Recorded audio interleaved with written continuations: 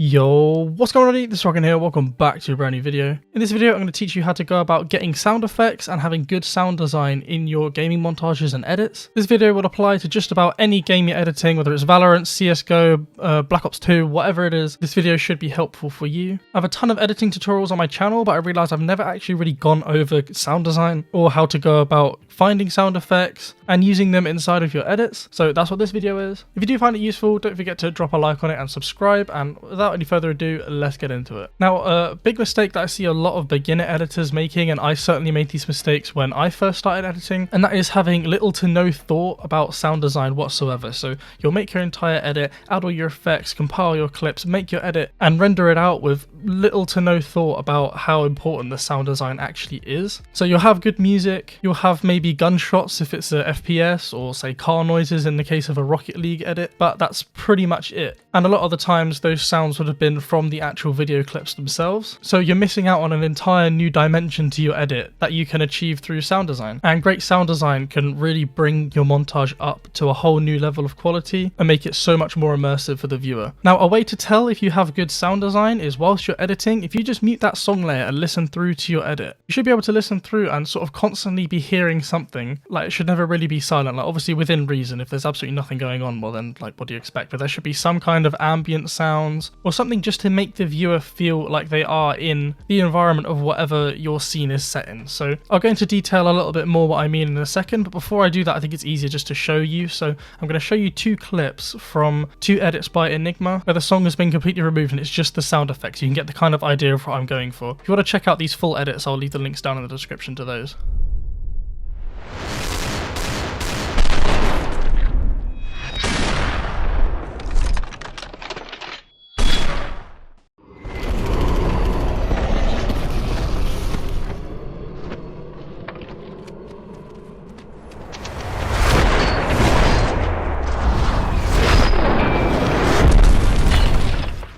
Now, as you can see, that's an amazing standalone edit on its own without the need of any music whatsoever.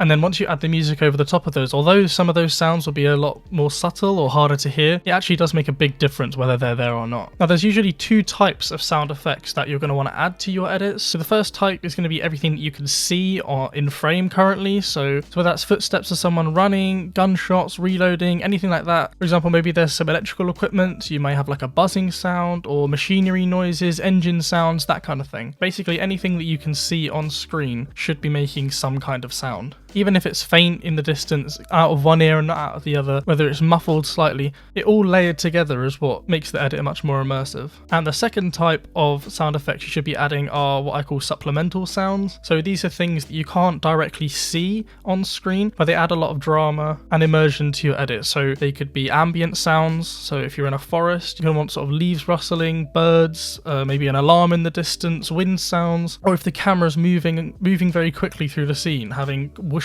or bass sounds for impact, and maybe even voice lines. I'm going to show you two more clips quickly from a Valorant editor called AT03 who specializes in Valorant 3D edits, and his edits are absolutely insane. Again, I'll leave the link to this video down in the description as well. Go and check it out. So this first part is going to be the first type of sound effects that I talked about. So you're going to hear the nade rolling on the ground and then the blast pack counting down.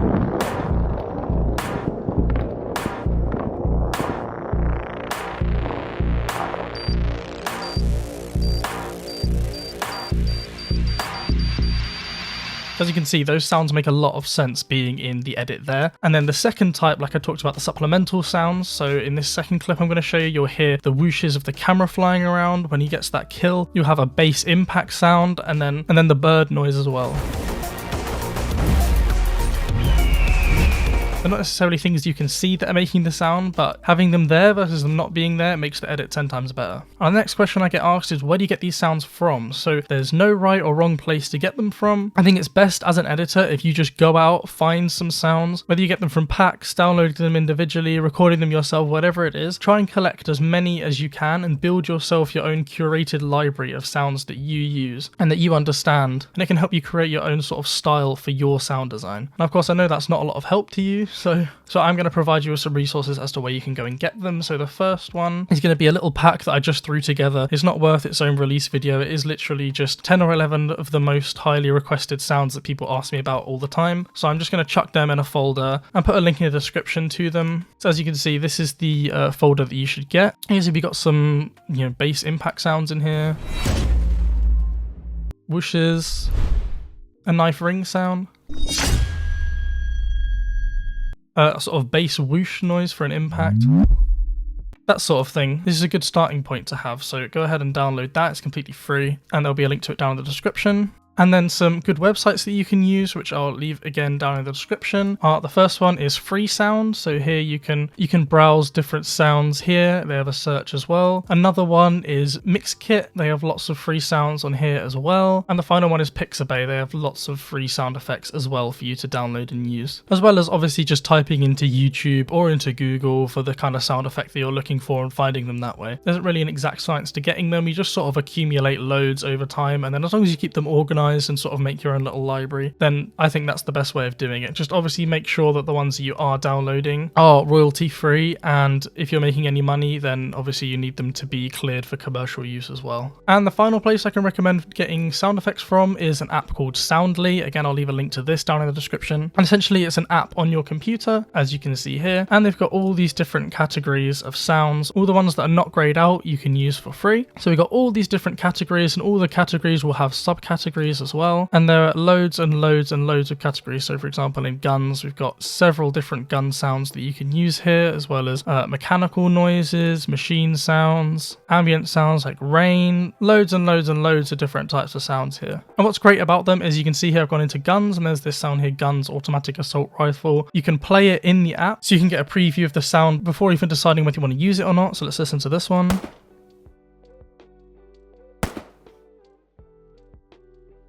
So it's just lots of different gun sounds. You can also change the speed of it, scrub through to hear the points that you want. So at the end here I can see there's a bit of a burst, so let's listen to that. And then the best part about Soundly, in my opinion, is if I open up my editing software, ignore this clip. This is just going to be a placeholder that I'm going to use in the video because Premiere is a bit funny about previewing when there's just sounds on the timeline. Like it will just stop at the end of the sound, and if we add any reverb or anything like that, obviously we want it to continue. So just ignore that clip. But with Soundly, what you can do is say, I want just this end section of the audio. I can click and drag to select just this end part, and then click from here and drag it straight onto my timeline, just like that, as you can see.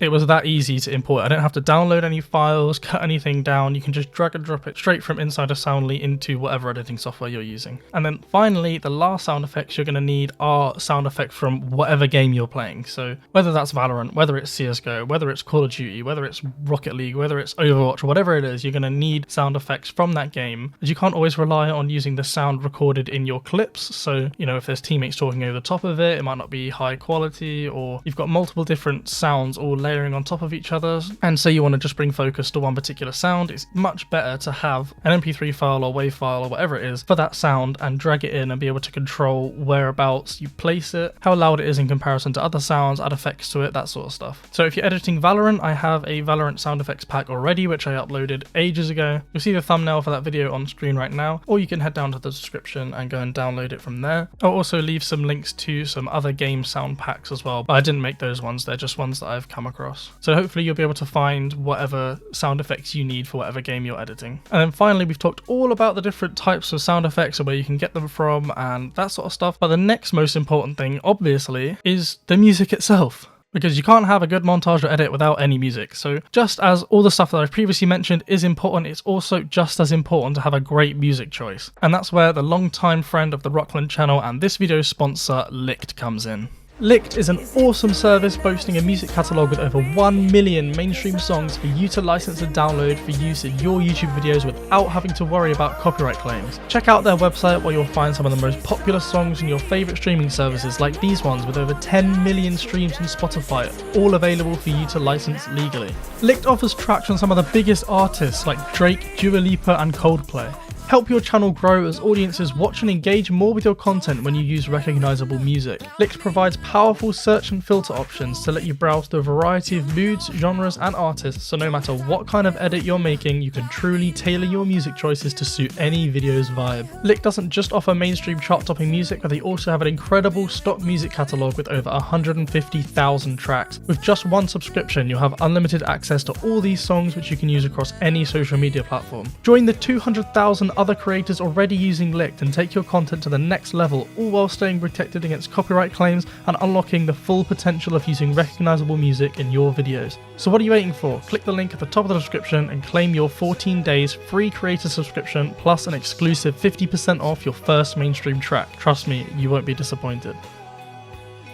Okay, so now let's get on to using and editing the sound effects and creating that sound design that you want in your montages and edits. Now, we've talked about obviously where to get the sound effects from and how important using them are and where to get the music from and that sort of thing. But there's another layer to it which we haven't talked about yet, and that is actually editing and adding effects to those sound effects themselves. There's no good just importing them, slapping them here, there, and everywhere. There are lots of awesome audio effects which you can use to create the immersive experience that you're looking for, and making those sounds really feel like they fit in to whatever environment it is that your edit is set in. And I'll explain to you more about what I mean in a second. But first of all, although I'm showing you this in Adobe Premiere Pro, this is not going to be necessarily software specific. The way that I go about applying these effects obviously will be specific to Premiere Pro, but all of these effects will be available in your big video editors, so Sony Vegas, DaVinci Resolve, After Effects. Those sorts of editing software will all have these effects. You just need to find exactly which button to press or how to customize the effects in each different software, but the basis and the stuff that I'm going to talk about should be pretty universal. But for the sake of this tutorial, we're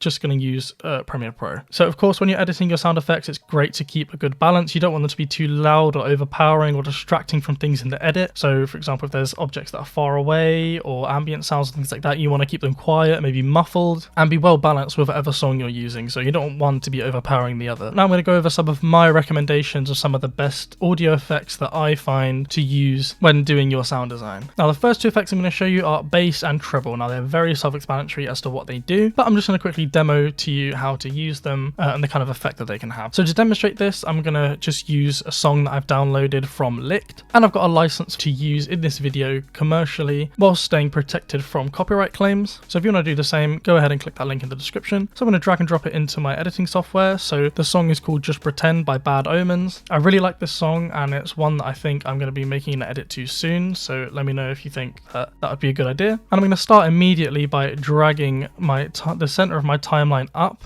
to move the video channels out of the way, and while clicking between the audio tracks and holding shift and dragging my mouse down, I'm going to make the audio clips much bigger so we can see what we're working with. Now I'm going to play a quick section of the song, but before I do that, I'm going to actually lower its volume slightly. So we'll lower the volume by like 5 decibels and give it a quick listen.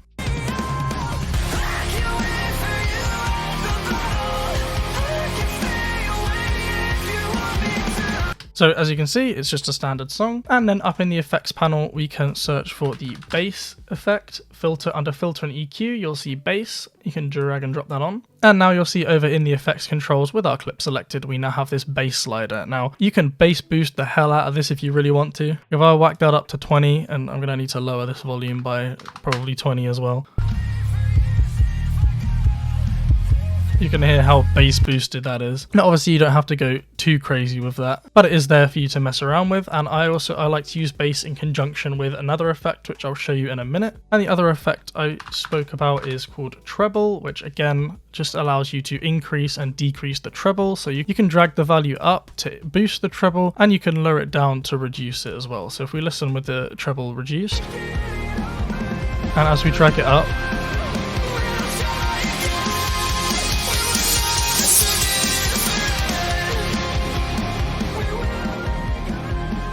you can hear how it just either boosts or reduces the treble of the song. Pretty self-explanatory. I like to use treble and bass on my sort of whoosh sound effects, so wind sounds or even gun sounds, to sort of customize the gunshot to sound exactly how I want it to. Now another couple of important effects for really making your audio feel like it fits with the scene is the high and low pass. Now I've spoke about these before in a previous video. I'll show the thumbnail of that on the screen right now if you want to go and check that out along with the other effects that I talk about in that video, but it's obviously worth talking about here as well. well. So I'm going to just drag the low pass onto my clip. And then if we have a quick listen, you'll hear what it does. So you see how it makes it sound really muffled? I actually like to reduce it even further. So if we change the cutoff to 400 Hertz is where I find the sweet spot to be, and listen to this here. You hear it almost sounds like the song's playing in another room, or you could use this if the edit's gone underwater, for example, or anything like that really. And along with the low pass, like I said earlier, I like to use it in conjunction with the bass effect. So we'll bring bass on and we'll just boost it by say 8 decibels. And then we need to reduce the level accordingly to make sure that we're not peaking. So you'll see over here, we don't want these lines to be hitting and going red. So you'll see if I keep the level at 0, prepare your ears. You see how that's redlining? You don't want that, or you're going to get distorted sound. So try and avoid that as best as you can. So this is with the bass. This is without the bass. So I like a low pass with bass. Can make a really cool effect. Now we'll remove that and we'll go into, and we'll bring our gun sound back out from Soundly, and we'll drag it underneath our clip, because you'll see if we play it out here, the preview stops when we reach the end of this clip. And you know, I want it to go on for further. For right now, we're about to add some reverb to it. So we'll bring it underneath the video clip. And I'll just hide the video clip as well, because it is purely a placeholder. I'll make the timeline slightly bigger as well, so it's easier to see. Now, this is a good sound effect in itself.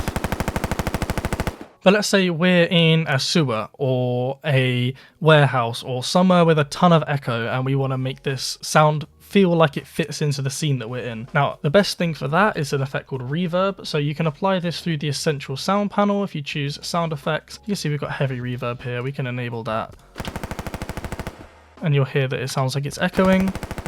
I don't like doing it this way. I actually prefer to apply an effect called Studio Reverb, as you can see here, drag and drop that on, and it gives us these properties up here. And inside Custom Setup, we can press Edit, and it gives us all these different sliders that we can use to change how we want this reverb to sound. So up here, we've got the room size, so we can make it really large or really small. And again, that's going to affect how the reverb sounds, as well as how wide the sound is, where we want to cut the frequencies, whether it's dampened. So many different effects here to choose from, as well as a bunch of presets. So really just go crazy with these, mess around with it until you've got a sound that you like. So we're just going to increase the room size up a bit to that's good. And we'll increase the decay to something like 5,000. That'll do. Now I can sit here all day and mess around with these until I get the exact sound that I want. But for the sake of the tutorial, we're just going to leave it like that, and I'll show you what the difference is. So this is without.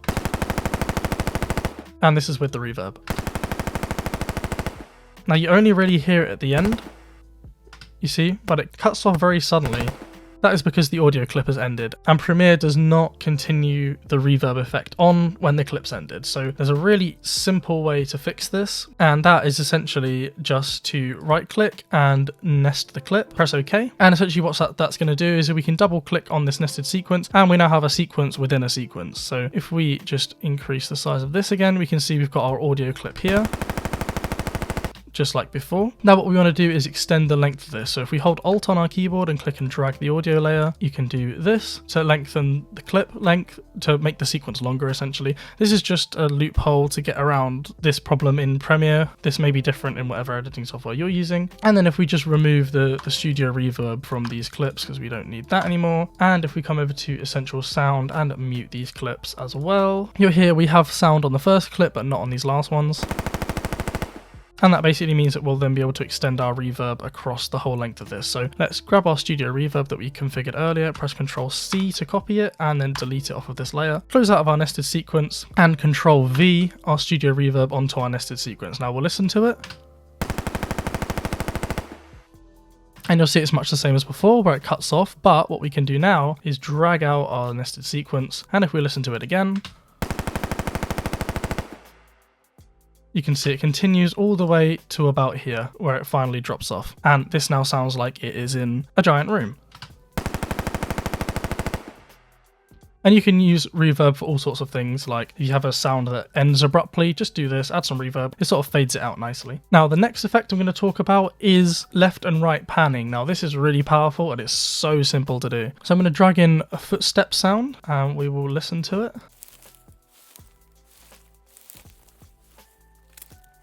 So you can just hear someone walking through grass basically. Now let's say in our edit, someone's walking across the screen from the left to the right side. How would we make it sound like that? Now it's super simple in Premiere Pro. You select the clip and here you'll see we have a panner on the left here in the audio settings, panner, just expand it and we've got this balance. Now -100 is going to be left ear only. +100 is going to be right ear only. And as you can see, we can set keyframes. So let's start all the way at the left, go forward a few seconds and move it all the way to the right and listen through to this now.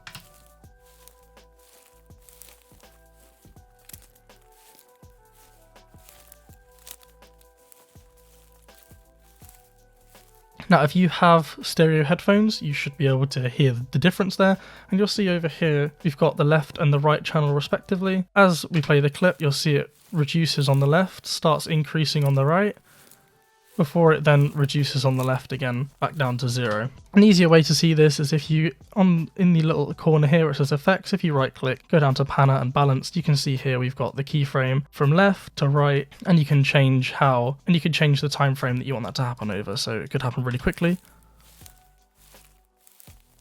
Just like that. And this is super useful, yeah, if there's someone running past, a car driving past, someone walking across the screen, someone running and shooting, maybe you want to change where the bullets are coming from, that sort of stuff. And again, just helps represent what's going on screen inside of someone's headphones. And the final effect I'm going to talk about is pitch shifting. So if we grab our gun sound, for example, and we go to the effects and search for pitch, see pitch shifter, drag and drop that on, and we'll listen through to our clip. It's a gun sound. With the pitch shifter, we can go to edit here and we can control the pitch through the semitones and the sense and this ratio here. Now again, there's presets here. What I tend to do is be very slapdash with it. I don't even bother with that. Under individual parameters, you have transpose ratio, and essentially if we listen to it, it's normal. If we reduce it, the pitch gets lower. If we increase it, the pitch gets higher. Now obviously you don't have to go as extreme as I just did, but it is very common to add an effect and just it sounds slightly out of place in the composition that you've got it in, and just by shifting the pitch slightly it could be a lot more cohesive with all the other sounds around it. What I tend to do though with pitch shifting is typically your pitch will shift with the length of the audio. So if you have a part of the edit that goes into slow motion and you want the audio to reflect that, you can lower the pitch of the audio, but with this pitch shifter it doesn't obviously change the speed of the audio, it just changes the pitch of it. Whereas I want to reduce the pitch and also make it slower, then if I remove the pitch shifter and press R on my keyboard or select this rate stretch tool in the toolbar and drag my clip out like this and listen to it, you see how that got pitched down and also slower. So this would be very, very useful if, yeah, there are parts of your edit that go into slow motion and you want to reflect that through audio. You could do much the same with making it faster as well, like this. But I can't really think of when you'd want to do that unless you want to make this M4 sound for an SMG or something like that. And now the final part of the tutorial is for big adjustments. So we've worked so far on a clip by clip basis. So let's say we now want to make an adjustment to all of the audio or the audio on a particular track. Say we get to the end and we want to just mess with a few more sliders just to get it exactly how we want it. And we want this to apply to several sounds, several tracks, or the entire thing, rather than going through and doing this on every single one. And we can do that if we come up to the workspaces and choose audio. This is the audio workspace. And over here you can see we've got mixers for audio track number 1, A1, audio track number 2, A2, and audio track number 3, A3. If we added more audio tracks, there'd be more mixers. So if we just drag this down to number 4, you can see there's a 4th mixer there. Now, what we can do here is we can control the volume of each of these individually, as well as the left and right balance, but we can also add effects to them. So by clicking this little arrow up here, it opens these effects layers. So we've currently got our clip on audio layer 1. So under audio 1, we'll come up to the top here, effect selection, and we have loads and loads of different effects here that you can go through and test out. A lot of them, example pitch shifter, or in Reverb, we've got studio reverb, filter and EQ, high pass, low pass. A lot of these effects, treble is in here as well, bass. Lots of these effects are ones that I've already talked about, but where previously we added them on a clip by clip basis, here we can add it to the entire audio track. So let's go into Reverb, Studio Reverb, and by double clicking on Studio Reverb here, we can bring up the same panel that we had before. Just make our room a bit bigger and make the decay a bit longer, or just whack it up to 6,500 and close out of that. And now if we listen to our clip here, you can hear it's got that reverb. If we drag it down to track number 2, we don't have the reverb anymore. So the entire of audio track number 1 has had the effect that we applied here, and you can apply more. You can go through and you can fill up this whole section here with effects. Now this is another way to get around the problem that we had earlier, or you'll hear at the end. The reverb does continue, so we don't have to worry about doing that nesting trick that I showed you earlier. And that's simply because it basically treats the entire track like a single clip. So the end of the sequence would be at the end of the last clip, so that would be over here. So we've got plenty of space here for the reverb to run out. But yeah, that's pretty much all I'm going to cover for sound effects and sound design in this tutorial, as this video is getting extremely long now. If you guys would like a follow-up tutorial or actually walk you through the process with an edit, then do let me know. But I think I've shown you where to get the effects from, how to use them and how to edit them, and now it's just down to you using your creative license to go in there, stack them, layer them up, listen through both with and without the song to create your own unique sound design for your edits. If you guys did find this video helpful or enjoyed it at all, then why not drop a like and subscribe to the channel for more video editing tutorials in the future. Leave a comment with any other video suggestions which you'd like to see on the channel. Check out Licked with the link at the top of the video description and start licensing music for use in your videos today. Check out my Patreon to support the channel even further and get yourself some nice perks in the process. And other than that, thanks for watching, and I'll catch you in the next one.